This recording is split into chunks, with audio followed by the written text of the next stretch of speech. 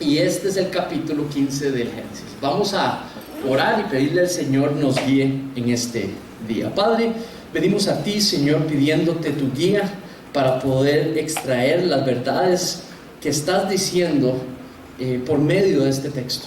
Y te pedimos nos permitas aplicarlas a nuestras vidas, entender tu propósito para nosotros por medio de ellas, las verdades que hoy podamos practicar como nuestra manera de adorarte. En el nombre de tu precioso Jesucristo es que te pedimos esto. Amén.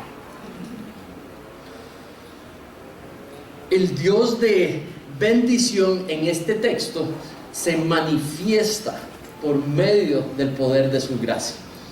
Y eso es el tema de lo que quiere hablar en el texto. Dios se presenta a Moisés, nos está mostrando que Dios se presentó a Abraham como el Dios de bendición.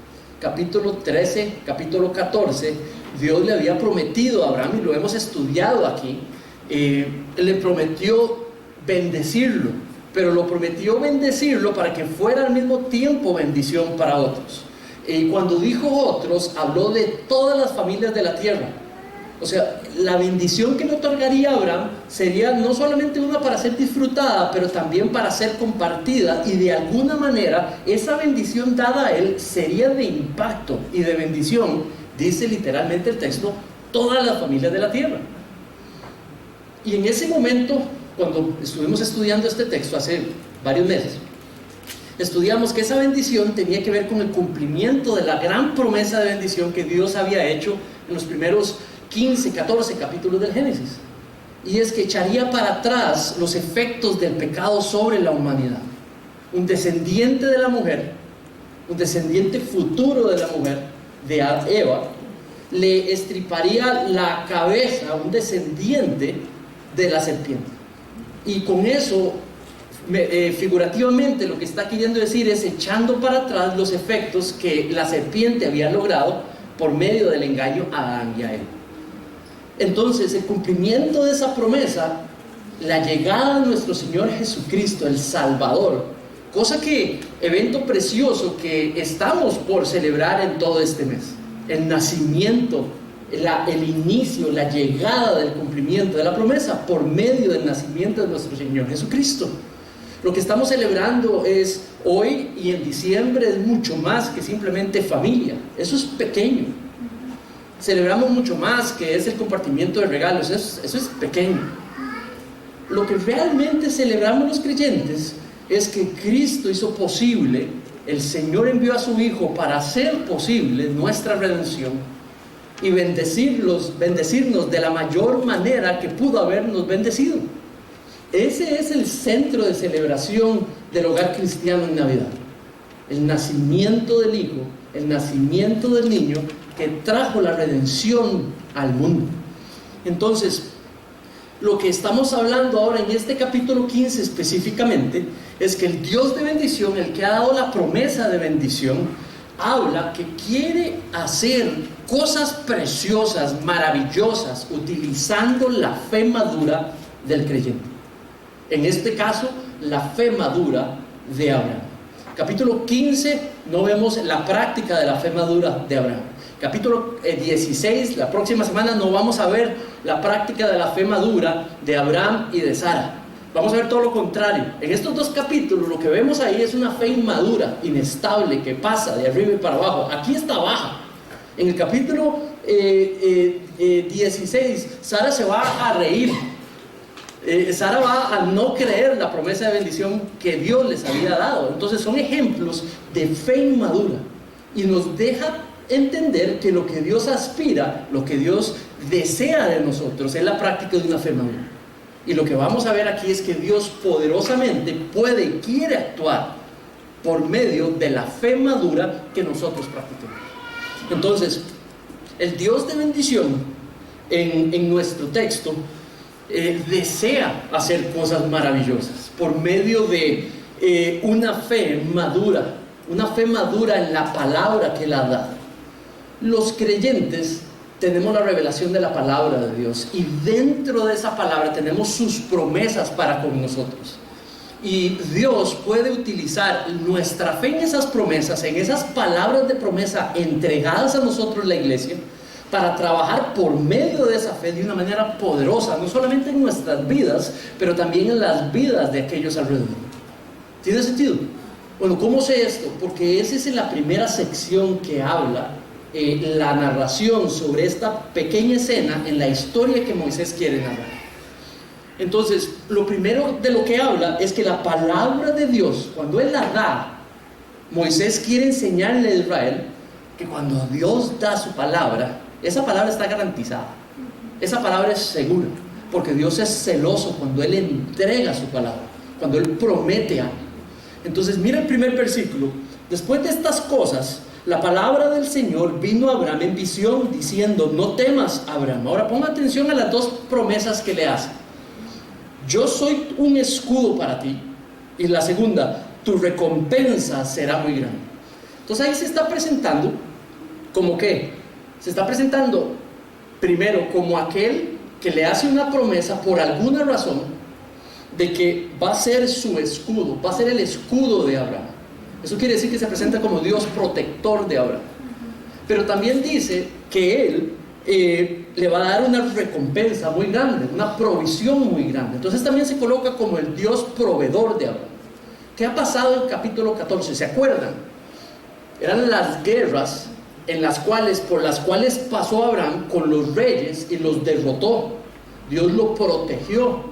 Abraham practicó una fe bastante madura en esos capítulos, porque no solamente se declaró vivir dependiente de Dios, para lo cual fue creado, para vivir reflejando a Dios en dependencia de Dios, se declaró completamente dependiente de Dios, como aquel que le proveyera lo que necesitaba en medio de la batalla. Incluso no produjo con sus propias manos su riqueza, sino que más bien le dijo al rey, al único rey que había ganado con él, o que rescató, que no quiero tus riquezas porque mi proveedor es Dios. Entonces vemos a Abraham realmente actuando con una fe madura en capítulo 14, dependiente de Dios. Pero por supuesto que después, ¿qué pasa? Después de haberle ganado a esos reyes no van a quedar muy contentos, ¿verdad? Entonces cuando Abraham regresa a la tierra que Dios le pidió que estuviese en, entonces va a necesitar una protección, y Dios le da una promesa de protección. Pero también Abraham iba a necesitar provisión. Mira lo que dice el versículo 2. Y Abraham dijo: oh Señor, ¿qué me darás puesto que yo estoy sin hijos y el heredero de mi casa es Eliezer de Damasco? Sin antes meterme en este versículo, lo que quiero nada más notar es que si hay algo que esperaba Abraham, era el cumplimiento de la promesa que Dios le había hecho, y era un hijo. Estaba en su corazón. Entonces, si bien era una promesa, Dios no le dijo el tiempo, pero lo que sí Dios le prometió para que pudiera vivir su fe, era que iba a ser su proveedor de lo que le había prometido, proveedor de lo que él necesitaba. Entonces Dios sí se presenta aquí como el Dios que puede bendecir y quiere bendecir a Abraham, como el Dios de bendición. Pero lo que demanda de Abraham es fe. No una fe inconsistente, no una fe que vacile, no una fe superior a una fe inmadura, una fe que sea constante, una fe que se muestre en las circunstancias cuando sea invitado o demandado que obedezca al Señor, que actúe como Dios espera, que siga la voluntad de Dios. Esa es una fe madura. No es una fe perfecta la que Dios le está pidiendo. Le está pidiendo una fe madura, una fe sincera. Entonces, fe es lo que el Señor espera en Abraham. Ahora mira una fe inmadura hablar. Dice Abraham, y de nuevo lo vuelvo a leer: oh Señor, ¿qué me darás, puesto que yo estoy sin hijos y el heredero de mi casa es Eliezer de Damasco? Entonces le está diciendo: Señor, yo esperaba que me hubieras cumplido lo que me prometiste, pero no te das cuenta que así como vamos, lo que va a suceder es que este tipo es el que va a quedar como mi heredero y ni siquiera es hijo mío. Eso es un lamento, pero esto es una queja, ¿verdad? Y está trastibillando, está tambaleándose en mantener su fe fuerte sobre que Dios va a cumplir lo que le prometió. Entonces aquí lo que tienes es una expresión de una fe que está débil, no una fe perfecta, no una fe que no trastibillea, que no se derrumba. Todo lo contrario, hace la pregunta a Dios. Ahora, lo que sí podemos ver es que Dios espera una fe distinta a la que está practicando Abraham. Espera una fe superior. De hecho, una fe superior que ha practicado en otros momentos. ¿Saben? La fe de Abraham no será una fe perfecta, pero es fe. Hemos visto a Abraham escuchar una voz y dejarlo todo con los suyos para salir en pos de la obediencia de Dios. Inmediatamente después lo vimos levantar en capítulo 13 y 14, levantar altares en tierra hostil a la fe de él para proclamar alabanza a Dios en medio de gente que no lo adora. Lo vemos con gran fe. De pronto lo vemos tambalearse e irse para Egipto, y vimos lo que hizo en Egipto, una fe débil. Pero luego lo volvemos a ver cómo obedece a Dios y se derrumba de nuevo y va y se vuelve a meter en el plan de Dios. Y de nuevo ahora lo vemos fuerte en capítulo 14 contra los reyes en dependencia de Dios. Y ahora lo volvemos a ver trastabillar, dudar. ¿Lo ven conmigo? Bueno, el punto es que en este capítulo Moisés revela que Dios incluso bendijo una fe que no es perfecta. Dios se manifestó poderosamente por medio de una fe imperfecta. No lo hizo de acuerdo al estándar y calificación de esa fe. Simplemente evaluó de que era una fe genuina y sincera, imperfecta, débil pero sincera, en una nota final, una real, genuina. Y dice que Dios proveyó su bendición. Y eso nos deja un poco de paz. Porque si usted valora su fe y la mía, no son fe perfecta. Ni usted ni yo caminamos en una fe perfecta. Y aún así Dios, de su gracia, se manifiesta en la vida de aquellos que practicamos una fe sincera y genuina, pero imperfecta. Una que a veces se trastabillea y que tiembla y duda, pero una que se mantiene porque es sincera y genuina, pero no perfecta. Y Dios bendice, trae su bendición a la fe real, a la fe sincera, no a la que espera que sea perfecta. ¿Tiene sentido? Realmente Dios puede utilizar para hacer cosas maravillosas la fe imperfecta que es genuina y real. Mira ahora, Dios no se queda alcahueteando a Abraham.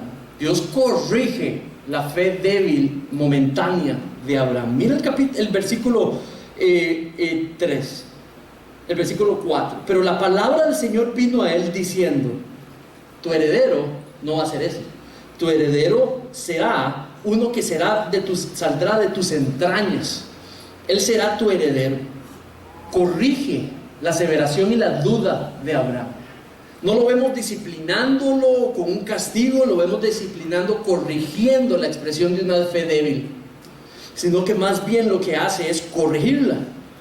Ahora, Dios sí llama a usted y a mí hoy. Dios sí llama a Abraham a tener una fe superior a la que estaba practicando, a crecer en la práctica de su fe. Mira el versículo 5. Dice: el Señor lo llevó afuera y le dijo: ahora mira al cielo, cuenta las estrellas, si te es posible contarlas. Y añadió: así de grande será tu descendencia. Esto es como el Señor diciendo: ¿qué? Estás dudando de mi palabra.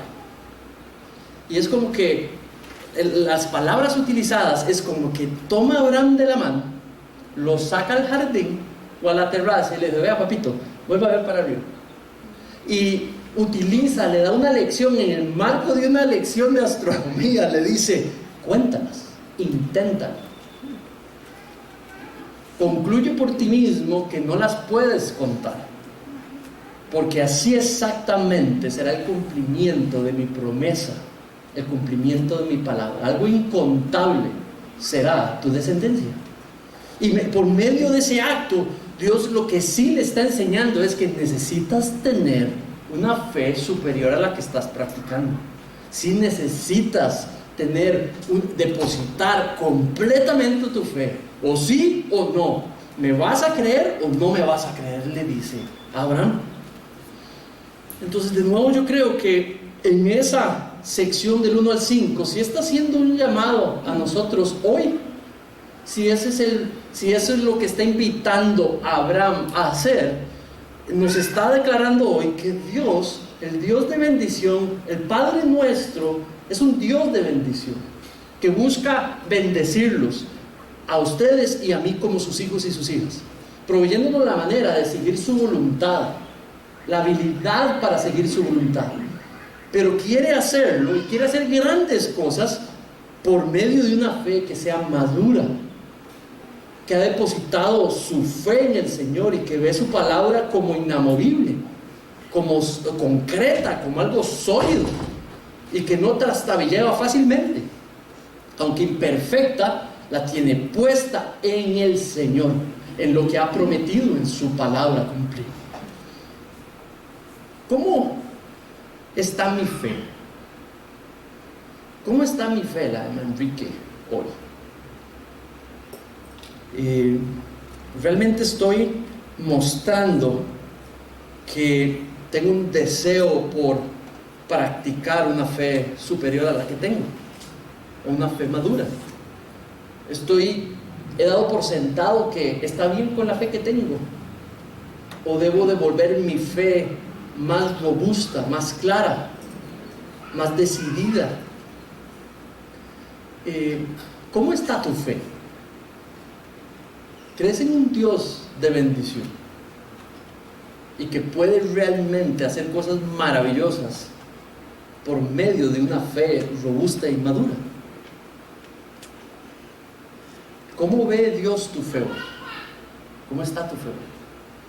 Estamos empezando diciembre, y ¿qué es lo que te preocupa? ¿Qué es lo que roba tu paz? ¿Qué es lo que realmente está generando tu paz? ¿Es el Señor de bendición? ¿Es el Dios de bendición el que es la fuente de tu paz? ¿O es algo que debiese de suceder en diciembre o el próximo año, o algo que te está afectando? Esta creo que es la manera en la que Moisés está retando a Israel, hace que se cuestione la madurez de su fe y a que deposite su confianza plena en el Dios de bendición que les ha dado promesas que va a cumplir. Pues igualmente es a la iglesia hoy. Dios le ha prometido preciosas verdades a la iglesia hoy, y por medio de esas verdades vamos a ver el poder de su gracia trabajar en ellas para su gloria. Ahora, también el Señor asigna su justicia de su gracia. El texto nos muestra cómo el Señor asigna su justicia. Vamos a ver qué palabra puedo utilizar. Asigna, imputa, cómo acredita su justicia a las personas de su gracia y por medio de la fe. Mira el versículo 6, y aquí me voy a quedar un ratito. Dice: y Abraham creyó en el Señor, y él se lo reconoció por justicia. Los siguientes versículos 7 en adelante, vamos a volver a ver a Abraham dudar. Entonces, si antes de este versículo, que dice que él creyó, está una práctica de una fe inmadura, y si después de este versículo va a volver a mostrar cómo vuelve a practicar una fe inmadura, quiere decir que la justicia que le impreca, que le impugna, no está dependiendo de la calidad de la fe de Abraham. Este versículo es como un resumen de cómo Dios ve la calidad de la fe de Abraham en todo lo que ha vivido. No está hablando de basado que le da esto por el tipo de fe que está practicando. O sea, la fe de Abraham no tiene un rol para producir, para hacer que se amerite, para que sea un mérito, porque lo que estamos es una declaración en el marco de una fe débil. Esta es una declaración general de que Dios ve una fe verdadera, sincera, pero imperfecta.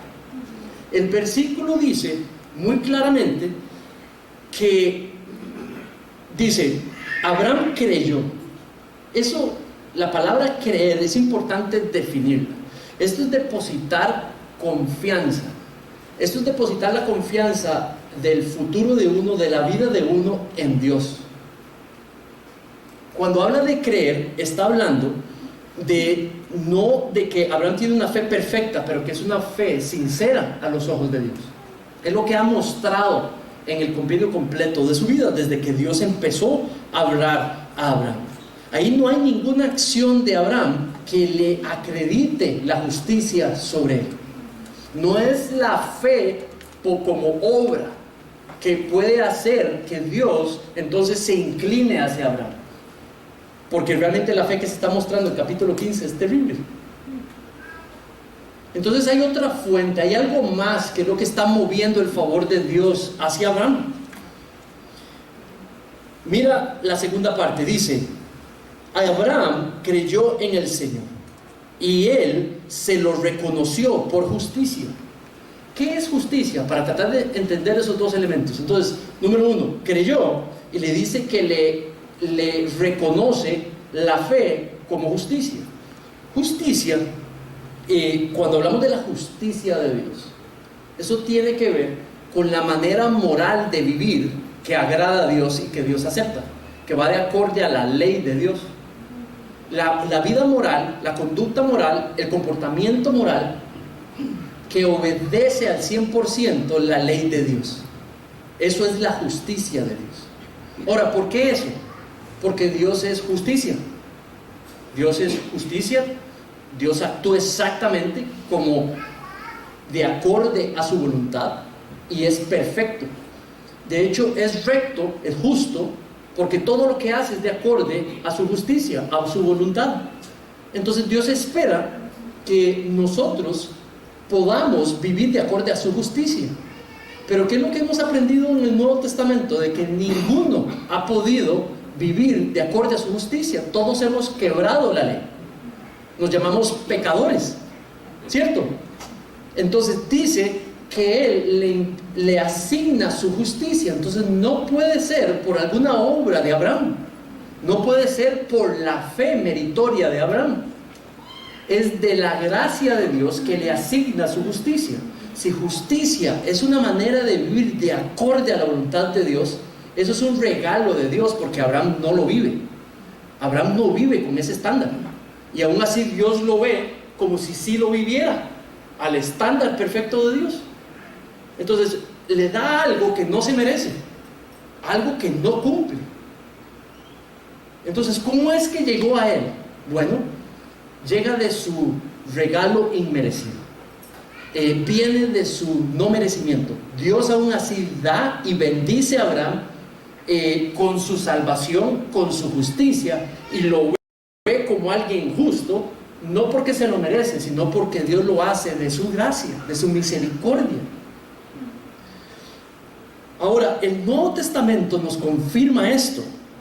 El Nuevo Testamento nos confirma de que tanto Santiago como Pablo volvieron a estudiar a Abraham y le asignaron la razón por la cual Dios lo justificó, no la fe de Abraham como una obra, sino la fe de Abraham como un instrumento para poder entregar algo que no se merecía.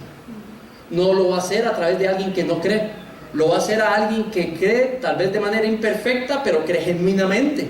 Tiene una fe que a veces duda, que a veces trastabillea, pero que se mantiene y persevera. Y lo que hace es que utiliza esa fe como un instrumento para hacer llegar a algo que no se merece, y es la justificación a los ojos de Dios. A pesar de que hemos quebrado la ley de Dios, a pesar de que no podemos cumplir la ley de Dios. Y eso se llama gracia, es la expresión de la gracia. Mira un primer pasaje, y dice así: Porque si Abraham, este es Pablo interpretando este versículo 15:6 y dice, porque si Abraham fue justificado por las obras, digamos, su fe, la gran fe que practicó, o cualquier buena obra que pudo haber hecho, tiene de qué jactarse, pero no para con Dios. Esa frase que está diciendo es que no hay obra que Abraham haya hecho o que hizo que le pudiera generar mérito frente a Dios. Luego dice, porque ¿qué dice la Escritura? Y creyó Abraham a Dios y le fue contado por justicia. Está citando nuestro versículo. Entonces dice que no son las obras de Abraham ni la fe de Abraham como obra, pero el instrumento fue la fe sincera y verdadera de Abraham, aunque imperfecta. Y que fue realmente esa, solo un instrumento, pero de la gracia de Dios, de la cual vino la justicia. Ahora miren versículo 14, dice, ahora bien, el que trabaja, el salario, no se lo cuenta como favor, sino como deuda. Pero el que no trabaja, refiriéndose a Abraham, pero cree en aquel de que justifica al impío, su fe le es contada por justicia.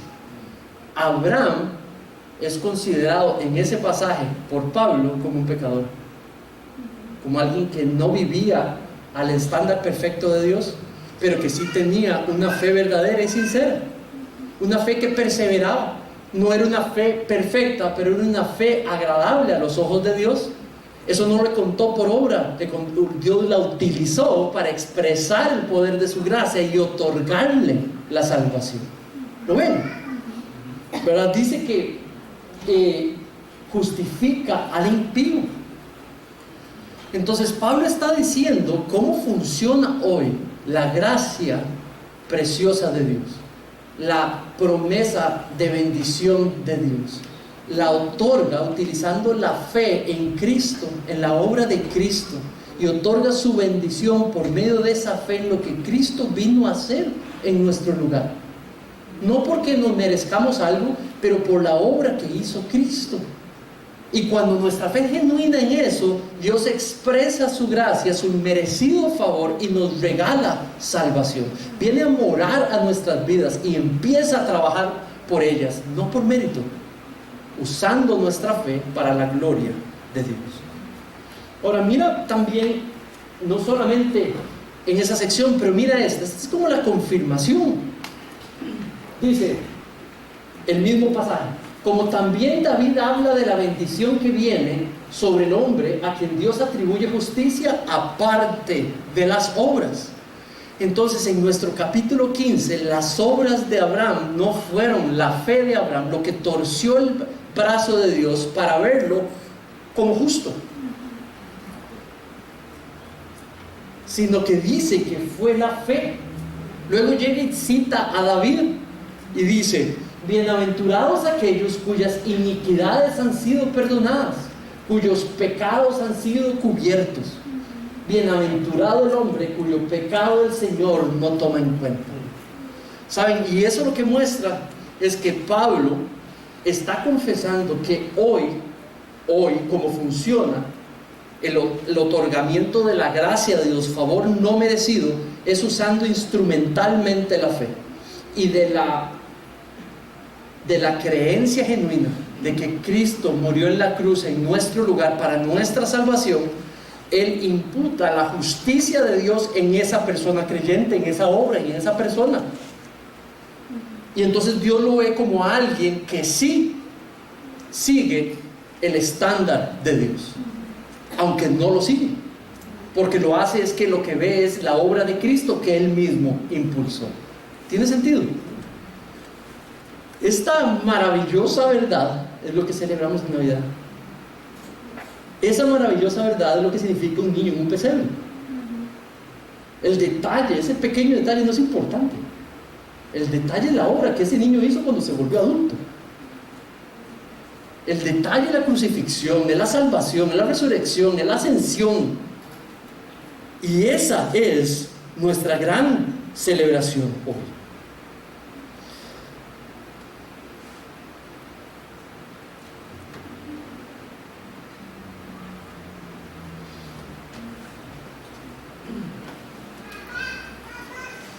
nunca tus obras o las mías van a mover el brazo de Dios para darnos salvación. Pero lo que sí Santiago dice es que una fe verdadera, una fe genuina, imperfecta pero genuina, una vez que Dios la bendice y Dios salva por medio de esa fe genuina en la obra de Cristo, dice que Él viene a morar su espíritu al corazón de ese creyente, y entonces ahora empieza como resultado a hacer obras que son agradables a Dios. Pero las obras no preceden la fe. La fe siempre tiene que preceder las obras. Las obras que deben de estar son producto de una fe genuina, pero las obras no producen nada en el corazón. Perdón. Dios asigna su justicia de su gracia por medio de la fe. Ahora el Señor también le dice a Abraham que Él garantiza el cumplimiento de su palabra por el celo que Él tiene con la palabra de pacto que ha entregado. Mira el siguiente versículo, no lo voy a leer todo, pero voy a decir pocas cosas porque es bastante de los detalles que hay allí. Lo primero que habla es de que la palabra de Dios es confiable. Esa es la primera aseveración que quiere dar ahí en esa sección. Cuando Dios dice algo, cuando Dios promete algo, puedes garantizarte de que Dios lo va a cumplir. Hay veces que las circunstancias pueden parecer retrasar el cumplimiento de las promesas de Dios, pero no le hacen nada, ni las acortan ni las alejan. El tiempo de las promesas, el cumplimiento de las promesas de Dios está establecido cuando Dios ejecuta el cumplimiento de esas distintas promesas en nuestras vidas. Pero las circunstancias sí pueden hacer sentir desánimo hacia nuestra percepción de esas promesas, cumplimiento de esas promesas, pero no cambian la promesa, y por ende lo que Dios nos pide es perseverar. Mira cómo empieza a describir, dice en el 7, y le dijo: yo soy el Señor que te saqué de Ur, de los caldeos, para darte la tierra para que la poseas. Ahí le vuelve a repetir que Él le ha prometido tierra, le ha prometido descendencia y le ha prometido tierra, y le dice: tenga fe, persevere en la fe. Y mira la respuesta en versículo 8. Entonces Abraham le preguntó: oh Dios, ¿cómo puedo yo saber que en verdad la voy a poseer? ¿Ves la pregunta? Es como que, ok, está bien, ya entendí. Sigues en eso de la promesa que me vas a dar tierra. ¿Y yo cómo puedo estar seguro que en verdad me lo vas a dar? Y eso es lo que le dice con esa pregunta, ¿verdad? Usted y yo somos idénticos. Yo soy idéntico. Yo tengo una fe genuina. Yo lo sé, la he visto, y yo sé que Dios la sabe, que la tengo. Yo he visto evidencia de su fe en ustedes, en muchos de ustedes, o casi en todos de ustedes, que es una fe genuina. Solo Dios conoce si es genuina verdaderamente o no. Ya cuando yo observo a otros, yo no puedo tener esa seguridad. Yo la puedo tener mayor seguridad en mí que en otros, como ustedes en ustedes mismos que en otros, y eso es natural. Pero yo sé que ustedes se han visto trastabillar, a pesar de que la sienten genuina, la ven genuina, y han dudado y siguen dudando, y yo también. Cuando viene un tiempo como diciembre, con todas sus cosas bellas y difíciles, porque también diciembre no es símbolo de felicidad siempre para todos, y no en todos momentos. Para algunos de nosotros es tiempo de sufrimiento, por las cosas que recuerdan, por las cosas que se han ido, o las cosas que se han perdido, porque estemos pasando una prueba específica en diciembre. El diciembre no es símbolo de felicidad para todo el mundo, pero puede ser razón de fe, expresión de fe, y por medio de esa fe Dios trabajar de manera preciosa y maravillosa por medio de esa fe en un diciembre, no importa qué. Dios ha prometido, por el celo que Él tiene con lo que promete, ha prometido cumplir su palabra en nuestras vidas. Pero a veces las circunstancias van a hacer que dudemos un poco del cumplimiento de esas promesas. Entonces miran el versículo 9 lo que empieza a aparecer. El Señor respondió: tráeme un animal así, un animal asá, córtalos, ponlos ahí, ¿verdad? Y dice que los coloque de cierta manera. Entonces esto estamos hablando de un ritual de sacrificio a Dios, un ritual de adoración a Dios que le pide hacer. Y Abraham obedece y va y consigue cada una de estas piezas que son de bastante valor en ese tiempo, y las corta y las coloca como Dios dijo. Ahora sigue en versículo 12 y explica cómo de pronto el Señor hizo a Abraham caer en un sueño profundo. Y allí en el sueño le da una visión, algo que él va a recordar en el sueño, y le va a hablar por medio de ese sueño, en este caso específico. Y dice: el terror de una gran oscuridad cayó sobre él. Está dormido, él ve la visión y ve que hay una enorme, él puede ver los animales en el sueño, pero ve que hay una gran oscuridad que invade la escena. Y dice, y Dios le dice ahí: ten por cierto que tus descendientes serán extranjeros en una tierra que no es suya. Le está diciendo: yo te voy a cumplir la promesa, porque es mi palabra, te la di, mi celo la voy a cumplir. Sigue teniendo fe en que tendrás descendencia, de tus entrañas saldrá tu descendencia. Y dice: pero la voy a probar, la voy a pasar por sufrimiento. Antes del cumplimiento de la promesa de darte tierra, yo voy a pasarla por prueba a tu descendencia. Y dice: por 400 años serán esclavizados y oprimidos. Versículo 14: pero yo también voy a juzgar a la nación a la cual servirán, y después saldrán de allí con grandes riquezas. Moisés está describiendo esa promesa dada a Abraham a un pueblo que se llama Israel, para que Israel se dé cuenta que están a punto del cumplimiento, están en el tiempo del cumplimiento de esa promesa. Cuando Moisés les dice esta promesa, se dan cuenta que ya es el tiempo, esto es para nosotros. Y lo que hace es que levanta el ánimo de Israel, levanta la fe de Israel, porque está en el tiempo del cumplimiento de la promesa. Versículos más adelante hablan un poco de cómo en la cuarta generación, 16, ellos regresarán acá, porque hasta entonces no han llegado al colmo de la iniquidad de los amorreos. Dice: y sucedió que cuando el sol ya se había puesto, hubo densas tinieblas, y apareció horno humeante, una antorcha de fuego que pasó entre las mitades de los animales. Mucha gente interpreta esto de un montón de maneras y de distintas cosas, y realmente no, aquí en este texto no hay ninguna evidencia que nos permita decir esto cómo se come y esto cómo se digiere. ¿Para qué me sirve esto hoy? Yo le diría que esa descripción de esa visión, de ese sueño, es algo que Dios quería decirle algo a Abraham en el sueño, y eso es todo. Lo que estas dos imágenes de horno humeante y fuego, ¿qué dice? Antorcha de fuego. Estas dos imágenes, lo único que sí sabemos en otros libros de la Biblia, es que son representación del celo de Dios por su palabra. Y las utiliza literalmente, dice y describe en otros textos que cuando sale esa imagen es representativa de que Dios es celoso porque se haga su voluntad, lo que Él ha dicho que va a suceder. Entonces, esta visión, lo que sí podemos tener claro es que Dios cumple lo que promete. La presencia de Dios garantiza el cumplimiento de su palabra. Y si Él está diciendo que le va a dar herencia y que le va a dar tierra, le está diciendo: yo te doy garantía, esta es mi garantía a ti, mi palabra.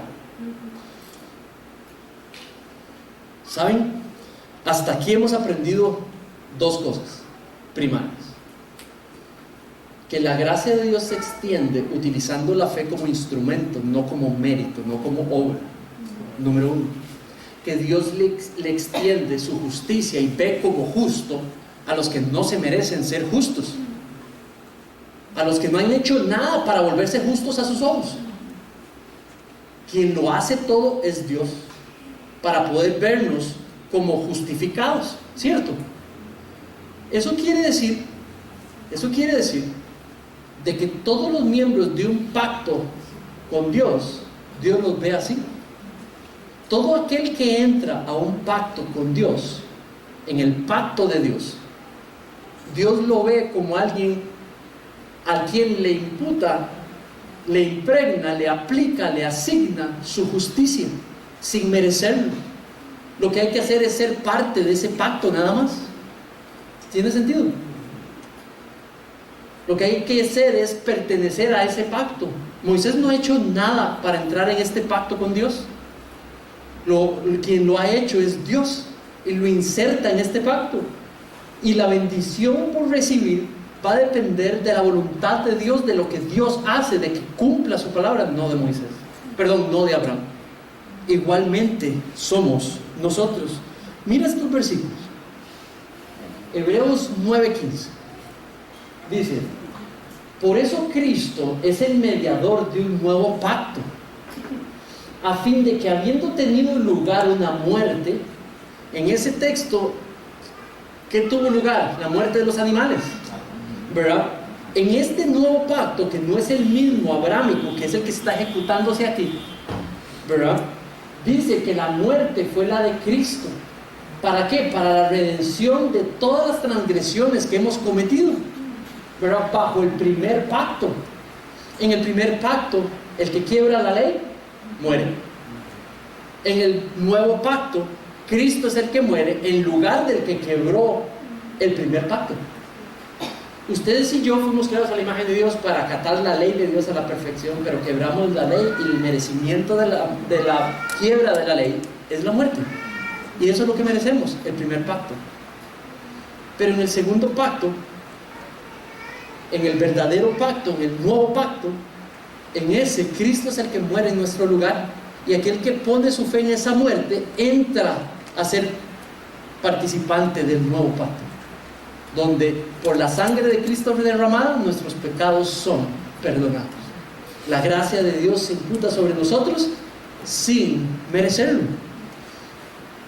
Dice: los que han sido llamados reciben la promesa de herencia eterna. Eso quiere decir que la muerte física no determina el final de nuestras vidas. Eso quiere decir que la vida eterna se vuelve un regalo de su gracia para con nosotros, como miembros de este nuevo pacto. En diciembre no estamos celebrando el pacto mosaico. En el diciembre estamos celebrando la llegada del pacto de gracia, en el cual el niño que nace, que celebramos, nace un diciembre, se volvió adulto y murió por nuestras transgresiones, para que cuando ponemos nuestra fe en esa muerte y en su resurrección, entonces somos hechos pertenecientes a ese pacto, y entonces nos aplican las promesas de ese pacto hechas por Dios. Mira, según de Pedro, el Señor no se tarda en cumplir su promesa, según algunos entiende la tardanza, sino que es paciente para con ustedes, no queriendo que nadie perezca, sino que todos vengan al arrepentimiento.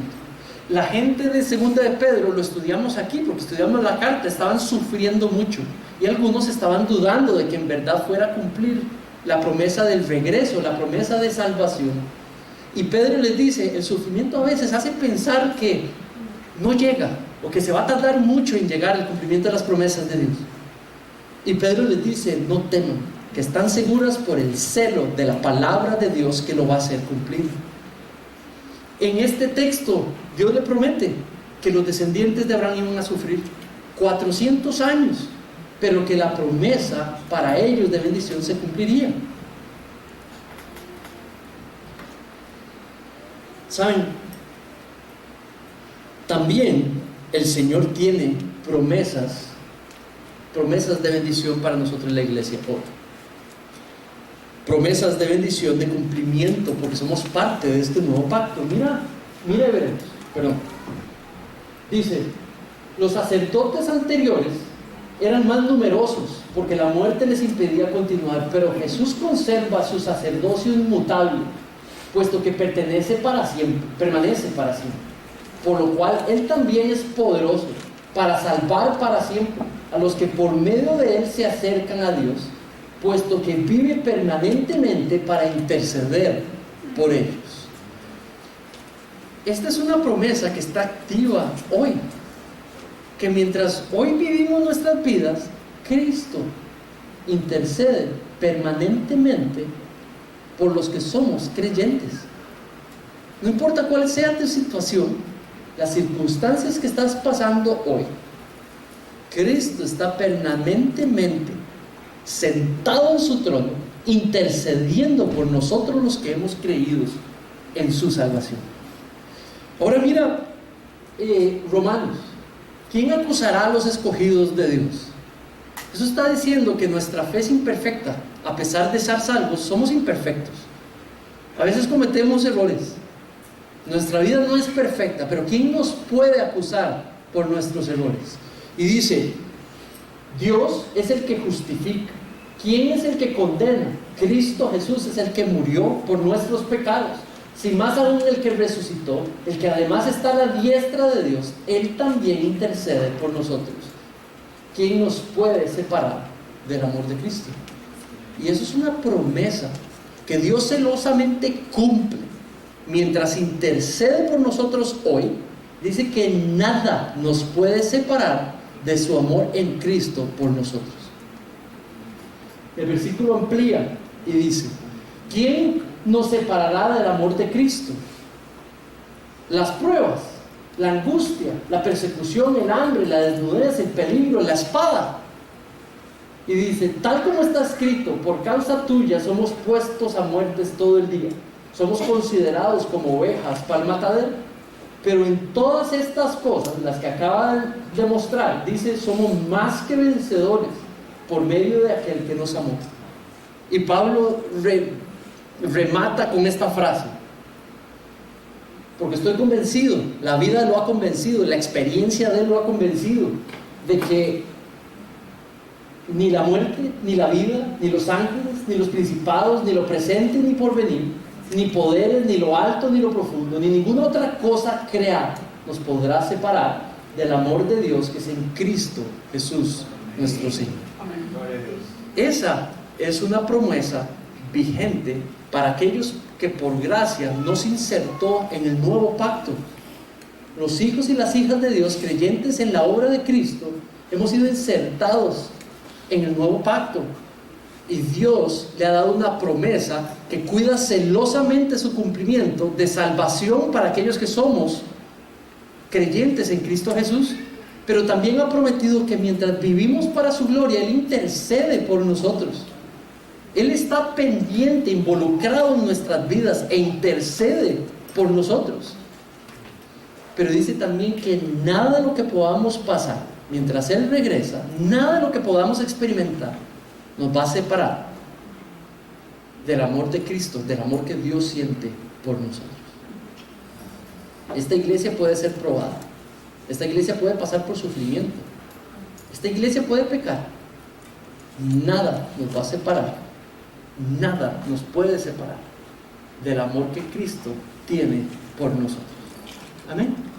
Y esa es nuestra fe, y esa es la idea y la verdad que celebramos en diciembre. Vamos a ver.